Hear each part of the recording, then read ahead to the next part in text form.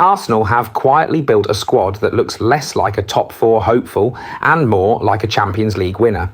The rebuild that started with Arteta and a few bold signings has now turned into something far bigger. Because when you add Victor Gyokeres up front, Eberechi Eze pulling strings in midfield and Piero Hincapie locking down the back line, you're not just talking about Arsenal's project anymore, you're talking about a super team. Out go the old guard, Partey, Jorginho, Tierney, and in come players built for the future. This is Arsenal's new era, and it might be their most dangerous yet, and then came the upgrades. In midfield, Martin Zubimendi arrives from Real Sociedad, bringing calm and composure where Partey once stood.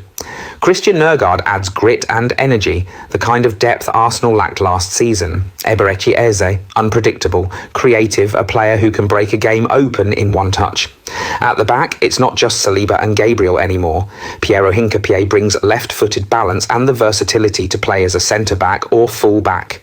Young Christian Mosquera adds depth for the future. And then there's the attack. Arsenal have finally got their striker, Victor Gyokeres, a proven scorer who lives for goals.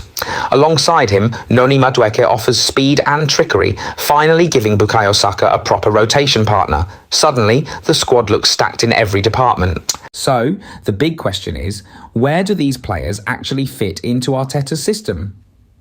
Let's start with the defence. With Piero Hincapie, Arsenal finally have a left-sided centre-back who can both defend and progress the ball.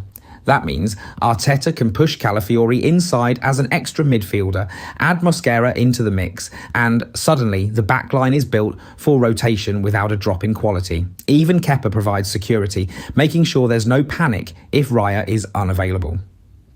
In midfield, the arrival of Zubimendi is a game changer. He sits deep, anchoring play, which allows Declan Rice to step higher, break lines, and press with aggression. Christian Nørgaard comes in as a worker, a depth option who ensures the midfield never loses intensity. And then there's Eberechi Eze. He floats between the lines, offering that unpredictability Arsenal lacked, and he gives Ødegaard a second creative partner, so everything doesn't have to flow through one channel.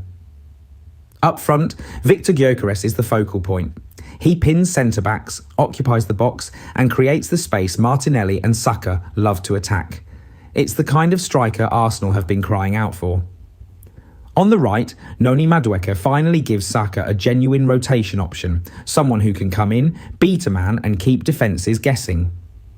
Put it all together, and Arsenal can now shape-shift into multiple systems. A 4-3-3 with Rice and Zubimendi as a double pivot for control.